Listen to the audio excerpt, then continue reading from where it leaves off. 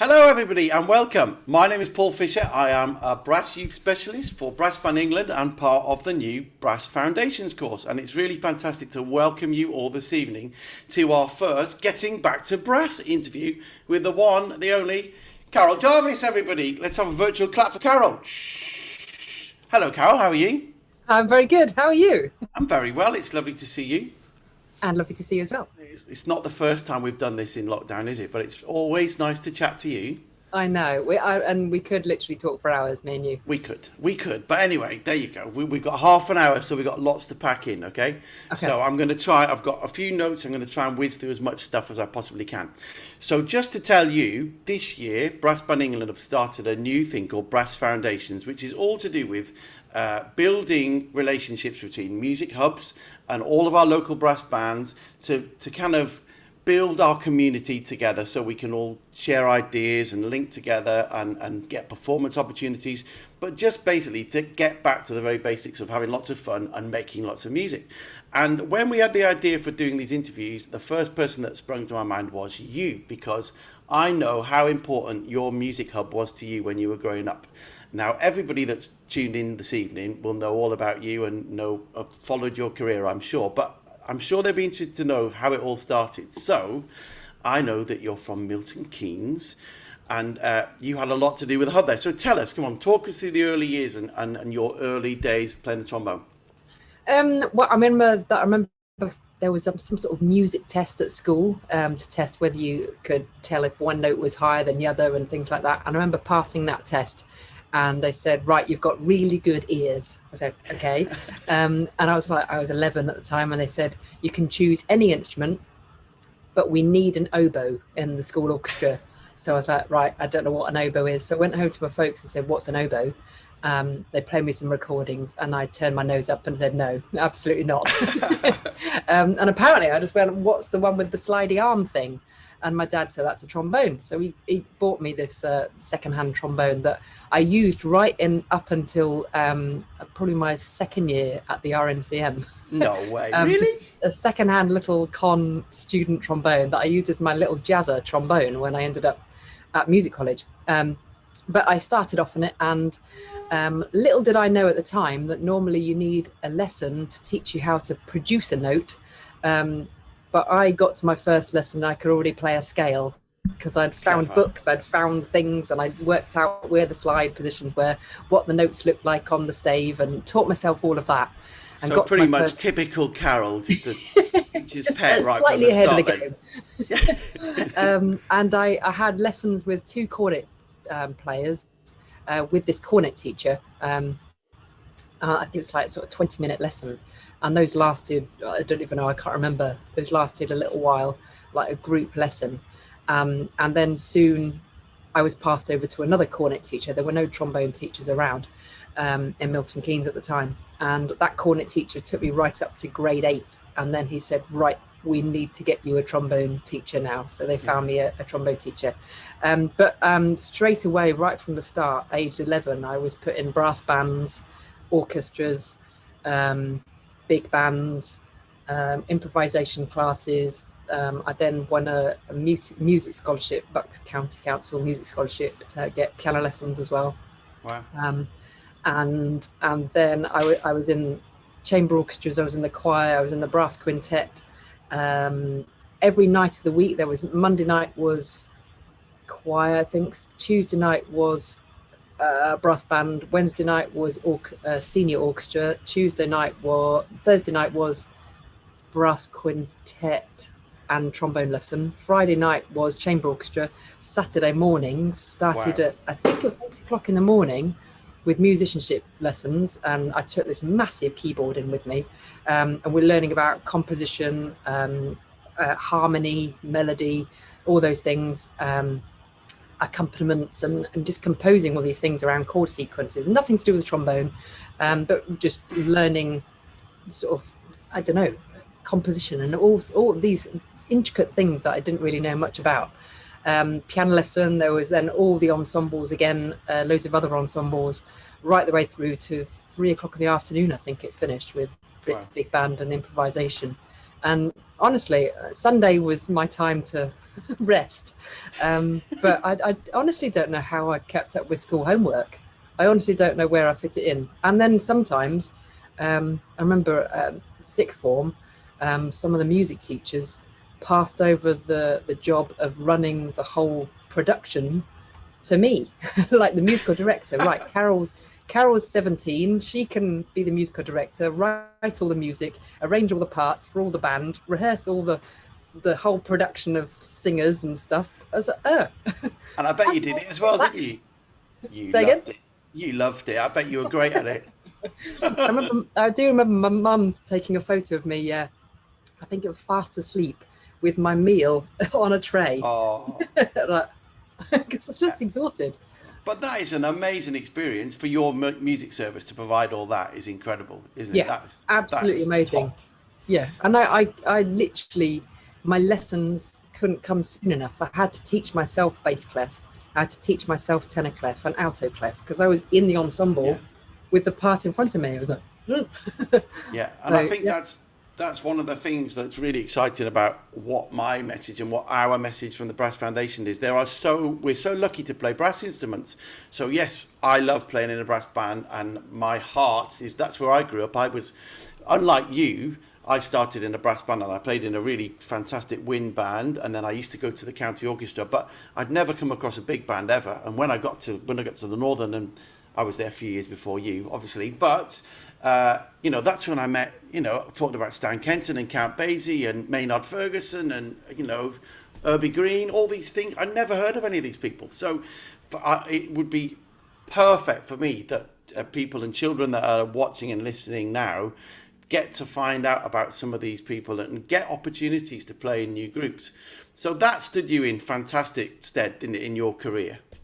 yeah, so important. And I think also from going from cornet teachers to a trombone teacher, the cornet teachers, obviously, that's where I was started in the brass bands. There was junior band, a senior band, and then the competition band, and a brass quintet. And that all came from the cornet teachers. But as soon as I got a trombone teacher, he was touring with the Spice Girls, and he was working with Suggs out of Madness and all that, all those kind of I don't know, amazing pop stars and stuff that I didn't really know at the time because I was just a kid. But he got me into the sort of improvising. We'd be working towards a grade 8 syllabus, and he'd be like, "Nah, I'll sit at the piano and jam along, and you can play a blues." I was like, "Okay."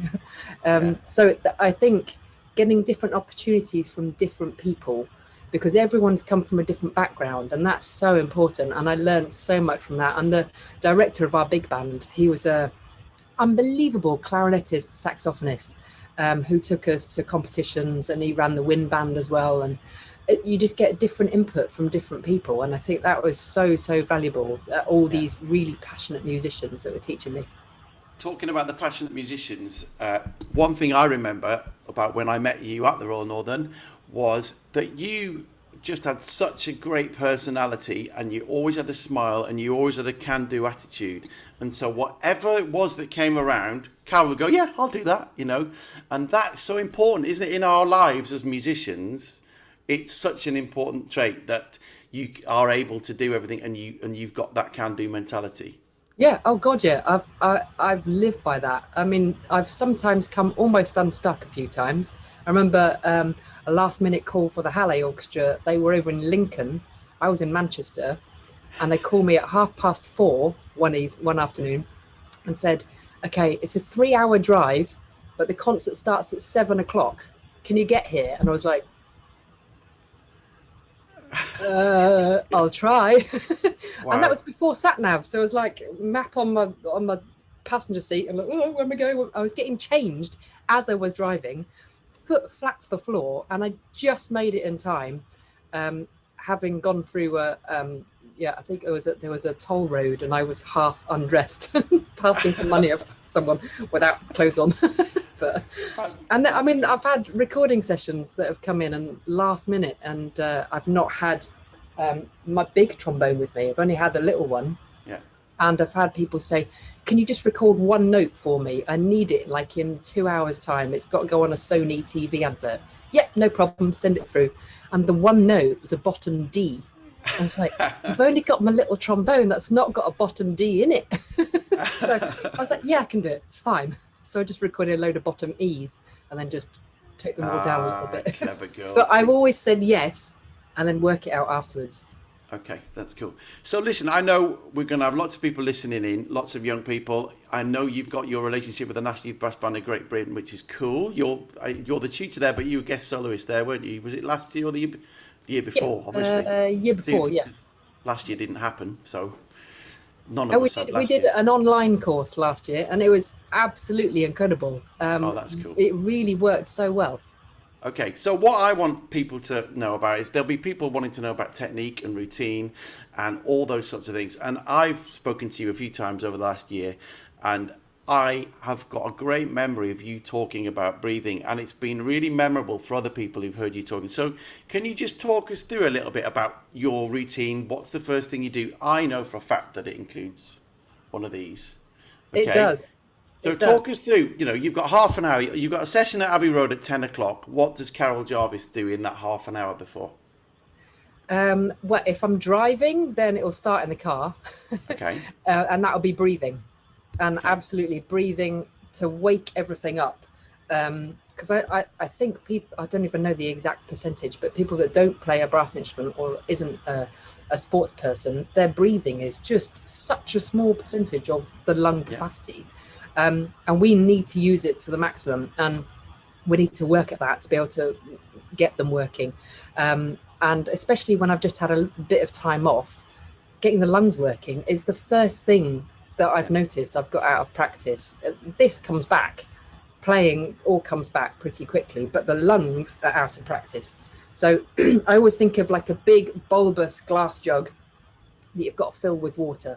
And when you fill it with water and it's see-through, you can see it. It goes right in the bottom and it fills that massive cavity at the bottom there and really fills up. So you've got to think about the very bottom of the lungs, round the back as well, the sides, and all the intercostal muscles in between your ribs have got to move. Your rib cage has got to expand. You've got to fill all of that right to the very top. So it should be pretty easy to breathe in, quite relaxed, but the last bit you've got to give a bit of effort to. So, but that last bit, you will sort of, it might sort of hurt a bit here, might hurt a bit around here, but that means you're doing it properly. And then absolutely, once you've done a few breathing exercises, it's onto that and just getting that working. I always put my finger slightly over the back of the front of the end of the mouthpiece, just to give it a bit of resistance, like the trombone would have, rather than just playing straight through the mouthpiece and it sort of opens straight out into space. So putting my finger just over the end of the mouthpiece gives a bit of resistance, and then it's just, and you get a lot more range by adding a bit of resistance to the mouthpiece. So yeah, they're the first two things I do, trying to whiz through it quickly. No, it's good. It's good. And then it's obviously onto the trombone, and slow and low and gentle, because we've got to warm up. You can't run a sprint straight away at your best. You've always got to warm up, get the muscles working, waking up and stuff before you actually run the sprint. Yeah. So how, you're talking about long notes, so you do 5 minutes of long tones. I know you, whenever I've seen you or worked with you, you've always got your mouthpiece and you're always wandering around with your mouthpiece, tootling along, and then the trombone comes. So that is really an important part. And so then how long do you take, we talk about flexibilities and your range, so how long do you take before you get up to the higher notes on a trombone? Oh, normally just only sort of, I don't know, 5 minutes. Okay. Probably less than that. I mean, I just had a bit of time off now and just getting back into it. Started off with just da, da, just really, really simple, really slow. But every exercise, before I move down a semitone, I will always make sure it's a whole entire breath. Huge breath. So you've done your breathing exercises, so build on that, carry on with that. Don't forget that and then do something completely different. Always build on that and keep all of your breaths completely full, so that you are actually practicing your breathing as you're moving onto the trombone. And then, yeah, da, Okay. da, and then to speed it up a little bit and then increase the range a little bit. Okay, cool. So I'm trying to cram as much into this 30 minutes as I possibly can. So I'm speeding through your career and all the things that I know we could be here for hours, but we can't be. So there's a very important interview. Everyone was saying there's a really important interview tonight on Monday night. And I said, yeah, I'm interviewing Carol on Monday night. Something, I don't know what it is, but anyway, later on this evening. Anyway, so of all the things you've ever done, okay, you went to the Royal Northern. Who was the influences around your time there? And as you left the Northern, what then happened to you? And how did you find yourself to where you are now, really? I think influences at the Northern, you suddenly, you've gone from being a big fish in the small pond of your music service to being a small fish in a massive pond at a music conservatoire. And I remember being a first year and looking up to the fourth years at the time, John Barber, who's in Foden's. I was just like, oh my God, he's amazing. What an amazing player. And just thinking, I want to be that good. But also my teachers at the time, I had John Iveson, Chris Holding and Andy Berryman, all very, very different teachers. And I really liked that as well. The fact that I got a real technique thing from Chris, a real musicality thing from Andy, and all the excerpts and things from John Iveson. So a real, again, it's just getting so many different inputs from different people from different backgrounds. And I was lucky to get some Halle work in my first year. And then that just built up and up and up. So by the time I got to my, I think my third year, I had about 2 or 3 trials with orchestras. And then by my fourth, I was student union president in my fourth year. I know. So I then did my fourth year in my fifth year at the RNTM. And I actually had to speak to the college and say, look, I haven't actually got time to finish my degree. My freelance career was already pretty sorted. So I just said, is it all right that I don't get put in any ensembles at all? Just come back and do my final cycle. And it was kind of, fine. So I was really lucky. I think, you've got to put the work in. And I remember being really lucky at the RNCM in being so busy. I remember there were days where I had sort of 11 hours of rehearsal, no lunch break, no dinner break. It was just one finished and another one started. I had to leg it to the next room. And I'd be walking past the cafe and there'd be some trombone players sat there all day. And I was the busy one running around. And it might not have been great for sort of eating a healthy meal. I didn't have time for it. But it was so good for me in my sort of my career and sort of building me up as a player. I'd never change it at all.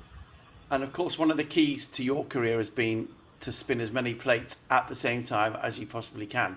So whether that is your orchestral hat or your pop hat or your big band hat, and trying to keep those things going. And I know people will be wondering, how the heck can you keep that happening? So, one day you'll be playing a Mahler symphony, the next day you're on Jules Holland or something, and switching from one trombone to the next. How do you find that process? Is that easy for you? Especially with your large bore, because I've struggled, but anyway. Yeah, I mean, I think it might sound really strange, but I've kind of got to put the hat on before I go to sleep the night before. Okay. So if I finished a Jules Holland gig or something, and I know it's a Mahler symphony the next day, I go to bed that night going, right, okay, Mahler, hat, sleep. And then when I wake up, I'm ready, in a way. It just sort of, I'm in that frame of mind. But I think keeping up with it, especially when I get busy, it's really hard because you've got to refresh your memory on all the repertoire as well. Like Mahler symphonies, some of them I know inside out and back to front. But I still need to refresh my memory, looking at the part, listening to a couple of recordings. You never know whether the conductor's going to take some bits faster or they're going to want you to play extremely loud in certain bits. And then depending on what orchestra I'm playing in, for instance, London Philharmonic, love going in there, but they play so loudly. And it's like, oh my God. And compared to sort of playing in a big band or something, the amount of times I felt dizzy from playing so loudly, trying to sustain notes, is, yeah, I'm surprised I've not keeled over before now. Wow, that's pretty amazing. So, I mean, with regard to doing the big band thing, how do you find that? So, one of the things we talk about a lot in brass bands, or I seem to talk about a lot, is like the articulation and all that sort of stuff. And I'm often talking about how important articulation is. Now, obviously, it's important in a orchestra, but tell everyone that's listening about how important that articulation is when you're playing in a big band and when we're playing in our brass bands, of course. Oh God, yeah, completely and utterly different. I think it's not just brass band and orchestras, but when you swap into like a trombone quartet or a trombone octet or something like that, to actually get across to the audience what you want. It's surprising how you've got to kind of forget some of your training. And I mean, using tongue stop. Tongue stop is something you just like, don't do it in your orchestral world. And I remember in my trombone lesson with Chris Holding, we're like, stop it. You're being a jazzer. I was like, okay, yeah, sorry. Hat. And there's certain things like that actually, in certain environments, you have to do that to get it to come across. But then in other environments, an orchestra, you do not do that. And you've got to really project the very, very end of that note. That tiny little bit at the end of the note is really projecting. But in brass bands as well, I mean, just to get certain effects, sometimes there are different techniques that you might not ever learn in your one-to-one lessons. But to be able to do it as an ensemble, if you all do a different effect at once, all tongue stop a note at exactly the same time, it's completely different. Such a different effect. But then even the start of the notes, I mean, brass bands, big bands, it is a lot more direct. An orchestra is a lot rounder. But then there's times in orchestras where you've got to be really, really on the front of the note. So there's such a massive, massive variety of articulation. And I think the most important thing for no matter what background you're learning in or you're playing in, you've got to just listen to all sorts of music. You've got to listen to the jazz greats. You've got to listen to all the symphonies. If you've got if you're playing a piece of Ravel, you can't play Ravel in a brass group having never listened to the original string version, for instance. You can't play some Duke Ellington without listening to the actual master. You've got to listen to those people and properly submerge yourself in those styles to be able to try and emulate it. Otherwise, you'll just be faking it and probably not doing it quite right. And you've got to learn to swing. Everyone's got to learn to swing. That's true. Properly. Anyway, you're absolutely right, but we've only got 6 minutes, so we can't teach everyone to swing in 6 minutes. But what we can do is you can recommend them some recordings that they could go away at 7 o'clock and check out some YouTube videos of stuff that is recommended by Carol Jarvis. So what would you send people towards? I think, trombone players are obviously the best instrument in the world. Of course. But even if you're not a trombone player, you should go and check out some of the trombone greats. Frank Rossellino, watch some of his YouTube videos. Unbelievable dexterity. The amount of notes he can fit into a solo, and it's all just improvised as well. It's like, how? Unbelievable. Dick Nash, amazing tone. Irby Green, amazing tone. Gordon Campbell, still alive, lead trombone, BBC Big Band, amazing, unbelievable. And then classical wise, Joe Alessi, principal trombone of New York Philharmonic, Jürgen van Ryen, principal trombone of Concertgebouw. Stunning performances, absolutely unbelievable trombone players. There are so many out there though. I mean, I can't think of them all off the top of my head, but they're kind of my heroes. Tommy Dorsey, just the tone of some of these players playing really high register and that beautiful sweet tone, you wouldn't even know it's a trombone. So there's so many out there. I was on a Zoom with Gordon the other week and he recommended a piece of Tommy Dorsey to me. I think it's called Trombonology, I think, and it's absolutely staggering, so I recommend that. And it will have been done in one take, just outstanding, crazy. So talking of recordings, Carol, we've got an exclusive, haven't we? Is it an exclusive, or can we pretend it's an exclusive? Yeah, you don't have to pretend. This is, no one's heard this before. Wow. Yeah, I'm just in the middle of recording my next solo album, and I'm going down a slightly different route with it this time. Ooh, exciting. Yeah. So we are the first people to hear an A little excerpt from snippet. your album. A little snippet, yes. Okay. And it's literally just a short snippet. Okay. So yeah, my last album was 10 years ago, Wow. and recorded with strings and rhythm section, lots of sort of ballads, and I really love that side of the trombone. But I thought, well, actually, I play in so many different genres. I'm going to go down a different genre this time, and I'm going down the sort of electronic funk pop route. Ooh, So that's yeah, it's a exciting. bit different. So here is a little snippet. I'm going to have to Okay. share computer sound. I think hopefully this will work anyway. Okay, are you ready? We're ready. Oh, hang on. Ah. Where's it gone? There it is.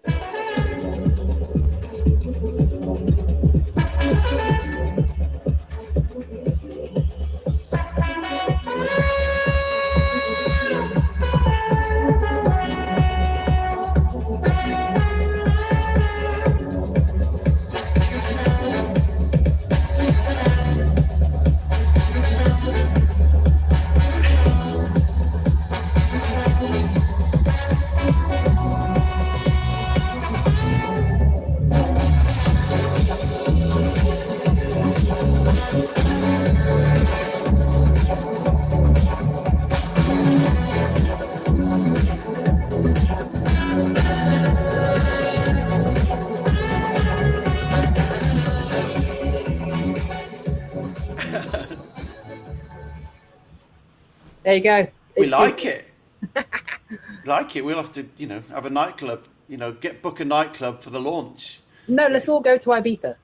Okay, yeah, well, I'll do that instead. If we're allowed, once we've got our passports to travel, then that'll be fine, won't it? Yeah. That'd be cool. Fantastic. Well, that's very exciting. We're coming towards the end of our time, really.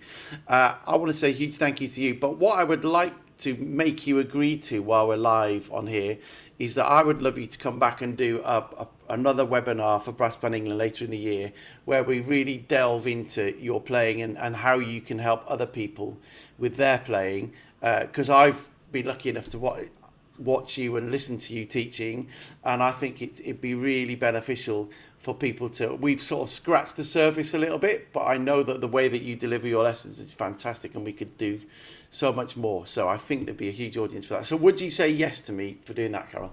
I would be absolutely delighted to. Well, that'd be fantastic. Thank you so much. And when is the album coming out? Not yet sure. I'm trying to aim for around August-ish, but I was going to aim for the International Trombone Festival, but that's all going to be online, and I'm not going to be there in person. So I'm just going to make sure it's a bit better rather than rushing it. My birthday's August the 11th. So no if pressure. We can make it for then, and then that would be good, I'll send you one in the post. That would be lovely. Yeah, but on a beach somewhere, it sounds like it would work well, doesn't it? That would be great. That's the plan. Yeah.